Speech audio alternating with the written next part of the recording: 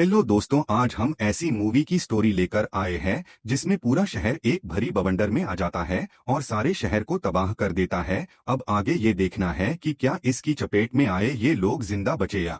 इस अमेरिकी स्कूल में नियम है कि स्नातक समारोह केवल भारी बारिश में ही होता है, पर इस बार आसमान में काले बादल इकट्ठा होकर भंवर बने, फिर विशाल टॉर्नेडो में बदल गए जो हमला करने लगा। तेज मौसम चेतावनी गूंजी, छात्र ग्रेजुएशन कैप फेंक कर भागने लगे। माँ टीचर ने सभी को स्कूल बिल्डिंग में लौटने के लिए संगठित किया, पहुंचा और उनके निर्देशानुसार दीवार के पास सटकर बैठ गया। सबने शरीर झुका लिया, सांस रोककर एकाग्रता से संकट का इंतजार करने लगे। कुछ ही देर में हल्की हवा गलियारे में घुसने लगी और उसकी ताकत बढ़ती गई। सभी की घबराहट चरम पर थी। अचानक गलियारे का दरवाजा एक तेज झोंके से खुल गया।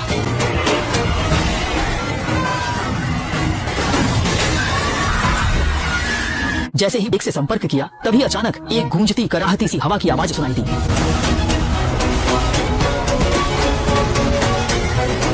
एक पल में ही माँ टीचर को एहसास हो गया कि वे किसी खतरे में हैं और वे तुरंत उन्हें बचाने के लिए निकल पड़े। जब वे बाहर निकले और चारों ओर तबाही का मंजर देखा तो उनके मन की बेचैनी और भी बढ़ गई। लेकिन जब वे परित्यक्त फैक्ट्री की ओर जा रहे थे, तभी रास्ते में उन्हें और भी बड़ा खतरा दिखाई दिया। आसमान में एक बार फिर बवंडर बन गया था, जो पल भर में ही सड़क के किनारे उनकी कार की ओर बढ़ने लगा। एली को पता चला कि माँ टीचर छात्रों को बचाने जा रही है, तो आभार स्वरूप उसने उन्हें अपनी गाड़ी में साथ चलने का न्योता दिया।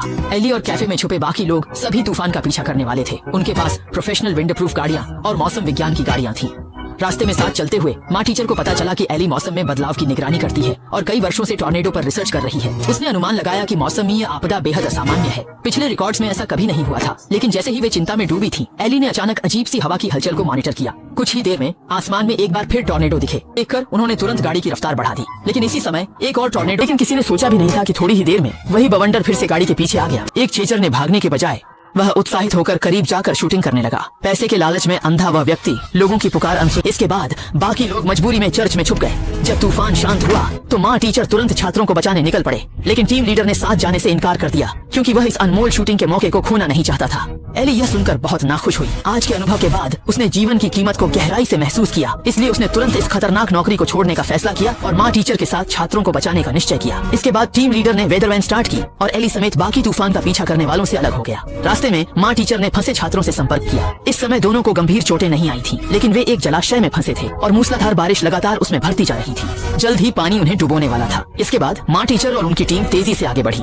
जब वे फैक्ट्री पहुंचे तो देखा कि वहाँ सिर्फ खंडहर बचे हैं। ज्यादा देर नहीं हुई थी कि माँ टीचर ने पानी के टैंक के पास छात्र का हाथ देखा, लेकिन उस पर एक भारी लोहे का सिलेंडर दबा था जिसे हटाया नहीं जा सका। स्थिति की गंभीरता